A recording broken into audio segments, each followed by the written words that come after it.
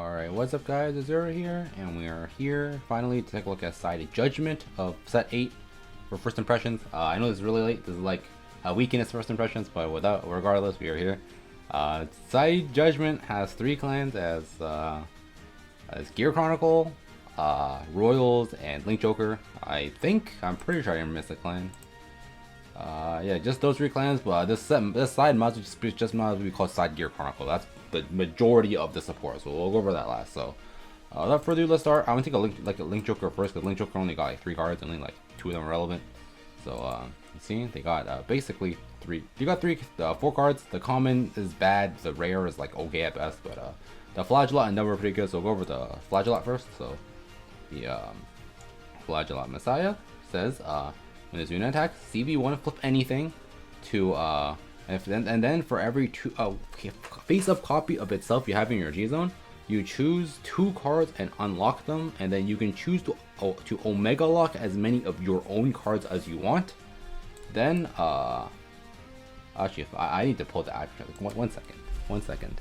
I do not remember the exact wording on this card. This is a gigantic blob of text right now. I know it does, but I cannot tell you the wording completely. So let's just start off with this unit attack. CB1 flip anything to choose up to 2 cards for every face-up copy of itself in your G zone to unlock them. If you unlocked, you can choose any number of your own locked cards to Omega lock them.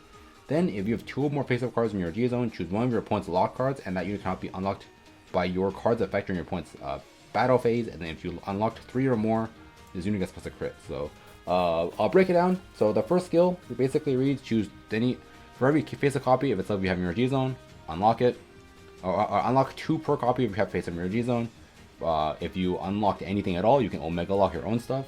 And then if you have 2 or more, you can choose in your G zone. So basically on second stride, you can choose one of your opponent's cards that was soft locked by, say, alter ego strat bonus, and you can turn that soft lock into a hard lock. And then if you unlock 3 or more, you get a crit.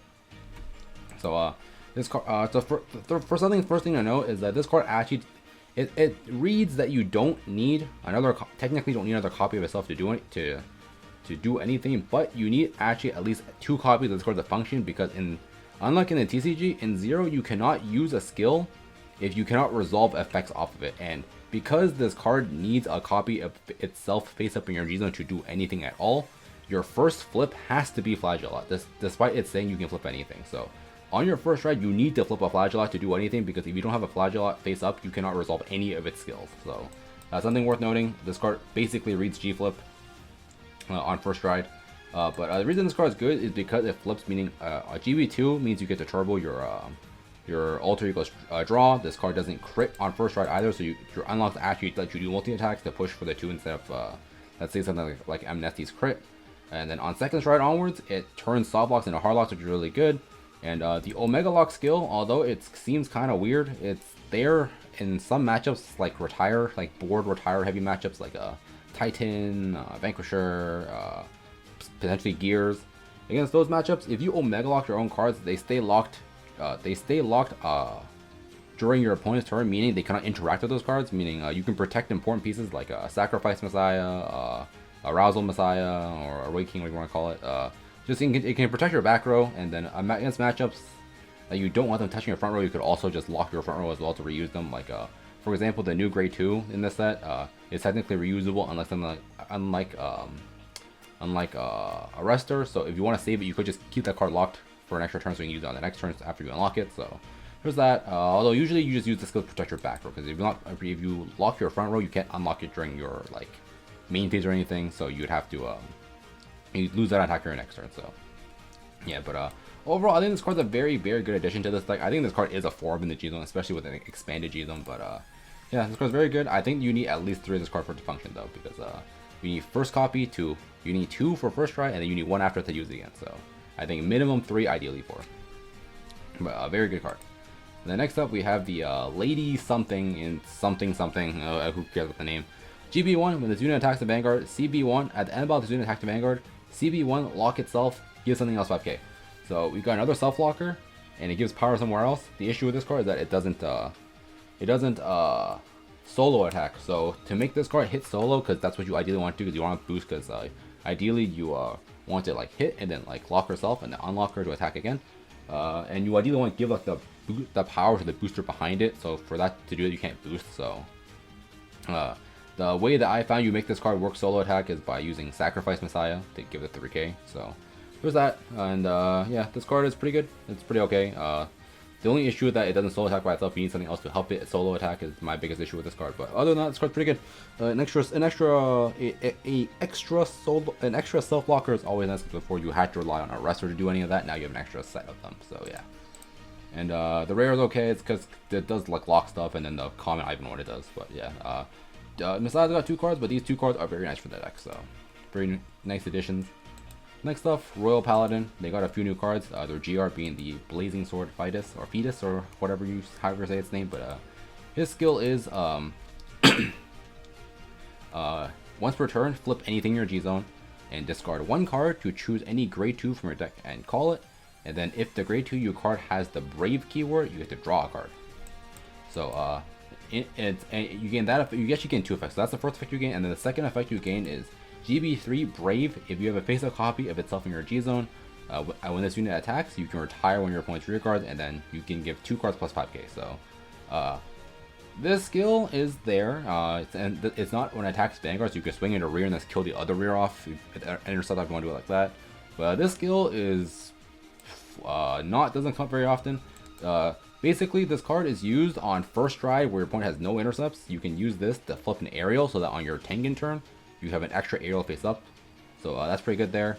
Calling a card from deck is pretty nice too, and you call something with Brave, you can draw a card back, so you don't actually neg off the discard cost, which is pretty nice. So yeah, a nice addition to the deck. Being a alternate first stride in situations where your blade is kind of awkward is pretty nice. And having extra ways to flip the aerials up while also doing something instead of just vanilla trying aerial is always appreciated. So I think this card's very good. And if you don't know how Brave works, Brave basically checks your hand to see if you have 3 cards in it. If you have 3 or less cards, all your cards that need Brave to be active are active while you have 3 or less cards in hand. So yeah, Vitus in my opinion is like a 2 of. I don't think you need any more than that, because it's not a G flip, and then the other effect is just kind of there. You don't even need to like flip extra copies of itself to get its like the main effect. So I think 2 is more than enough for Vitus. And then next up, I got like I think this card actually we're talking about the grade 3. But his skill is GB1 is unit attack with Vanguard plus 4k. But the other effect that's actually used for is in deck Brave. It gets -1 level, meaning it counts as a grade 2 in deck when you're in Brave, meaning you have extra grade 2s you could be calling. Because this deck's biggest issue is always running out of grade 2s.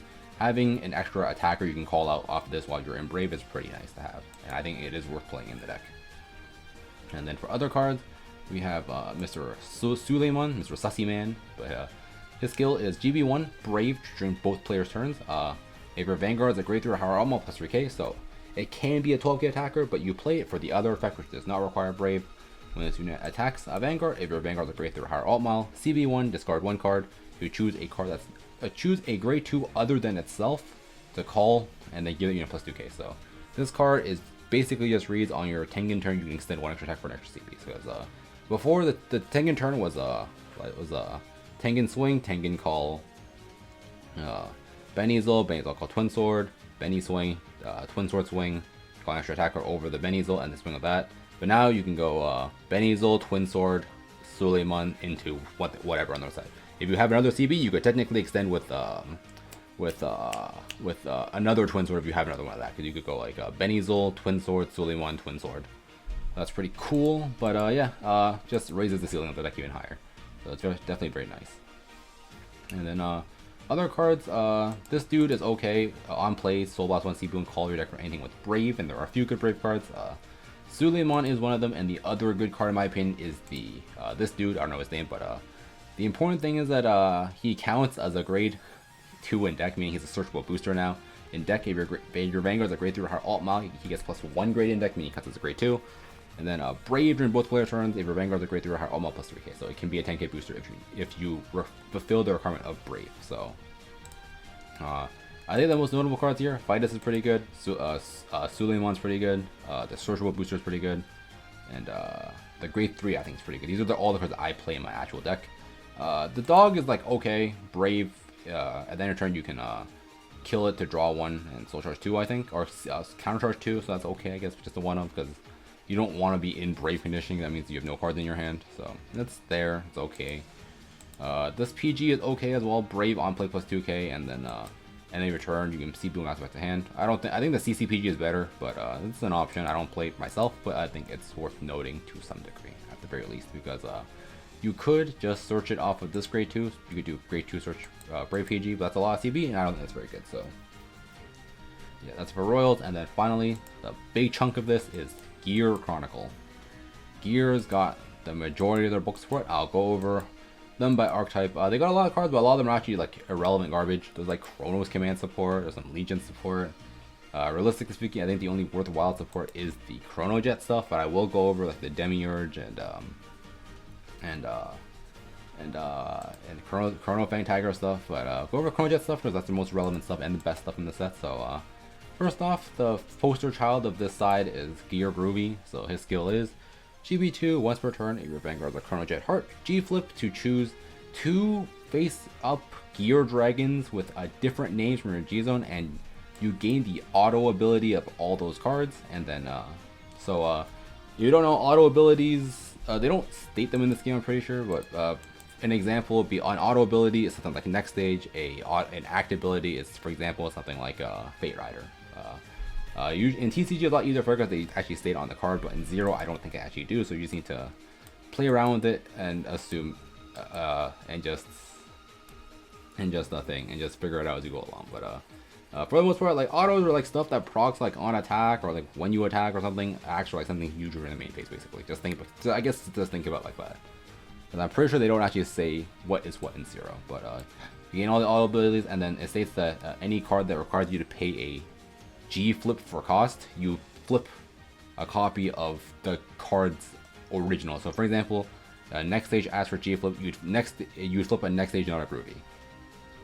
And then other skill is GB3 once per turn, Soul Blast 1, and choose anything your G-Zone flip face up to give this card plus 5k. So the 5k is a nice addition to the deck, but the main reason you use this is because to flip something up from your G-Zone so you can copy the name of it for copy its effects.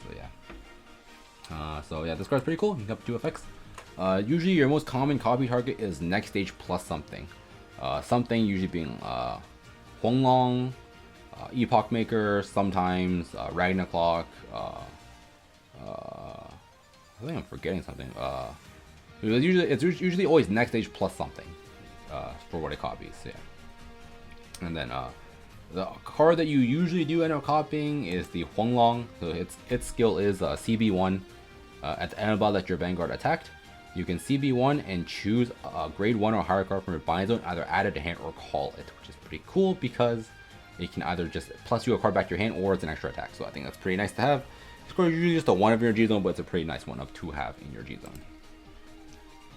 And then for more Chronojet support, we got Chronojet Dragon G. He is the new ride. I think he's the new best ride for this deck. His skill is something. He gets really fat. He gets really big for shit in your G zone. I don't remember what it was. Just know that you hit like 26k off of this skill, which is pretty cool when you recent off of next stage. But the reason you play this is for the stride bonus. When a Gear Dragon or a Zodiac Time Beast strides on top of it, you can choose to call 1 card from your hand and then time leap anything. So basically, this sets up all your effects that proc up a time leap is pretty nice with this because you can go like call something, time leap something, and then do a bunch of cool stuff. The best thing in my opinion is first ride on top of this is a Fate Rider, because I think the best line for this deck is Ride G, Stride Fate Rider, use skill, call anything, time leap the Chronodron to a grade 1 into this grade 1 here, whose skill reads GB1. When played from deck from time leap, you can rest yourself to draw one and get something plus 4k. So you call something, so you have something to get 4k too, usually like a booster or an intercept or whatever. Use that, and then you draw a card. Dran puts a jet onto the board for Stride Fodder for next turn, and then you Fate Rider the grade 1 to an intercept. So you just basically converted your entire board into a basically, because the card you usually call is like Glimmer Breath, the spinner card, because you don't have to spin from the OG Jet anymore. But you basically do what OG Jet did, but you set your board up really well, and you set up a follow-up next turn for as well, so you can actually Stride Water in hand. So I think that's actually pretty cool. I think this makes Jet a really good ride. Lets you tutor basically anything from the deck as well, because later on, if you don't have the spin, you can just You just Jet and then Time Leap for a Glimmer Breath, which is pretty cool. So yeah, I think Jet G is a very cool card, very good card. And then as for more Chrono Jet support, there's this dude, the delayed Blaze Dragon. His skill is when a card is played through at a Time Leap effect, you can this unit and that unit both get plus 2k. I think. This second skill doesn't do often, but it can be 11k attacker. But the reason this card is played because it has the skill GB1 on play. If your Vanguard is a grade 4 or higher Chrono Jet, you can choose one of your grade 2s and Time Leap it. So what usually happens here is you Time Leap a grade 1 into him, and then you would use his own effect to target himself to Time Leap into a grade 3, so that at the end of your turn, when all your Time Leap effects end, the grade 3 gets put back to the deck and he comes back onto the board as an actual intercept. So this dude pretty good. It turns your Time Leaps into real intercepts, and I think this card is definitely worth playing as like a 3 to 4. I only have 2 of it right now, but you definitely do play 3 to 4. This card's very good. And I think that's it for Chrono Jet support, unless I missed something. Alright, we went over this card earlier. Her skill is on play for deck from Time Leap. You can rest her to give to draw one and get something plus 4k, which is pretty cool. Draw power is always nice. Power is always good. There's the Time Leap PG, which reads when this unit is played on board from Time Leap, you can discard a card to add it to hand. And then there's this dude whose skill is when something is played from through the effect of Time Leap once per turn, you can choose a card from draw zone to put back to your deck. So you can put triggers back, you can put pieces back. Very good card.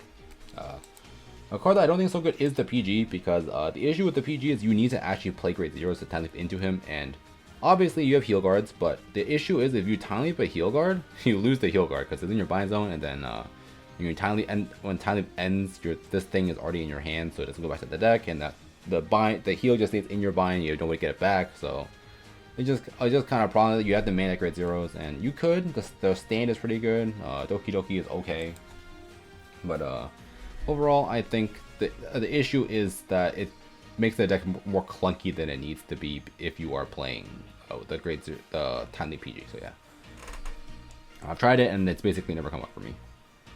That's it for the Chrono Jet stuff, and then finally we have the Chrono Fang stuff, which I don't think is very good. I'm perfectly real with you. I don't think Chrono Fang stuff is very good. First off, we have Chrono Tiger Rebellion. Its skill is when this unit attacks the Vanguard, if you have a Chrono Fang Heart, Soul Blast 1, G Flip, bind a rear and bind a card from your hand to get +1 drive and to draw a card.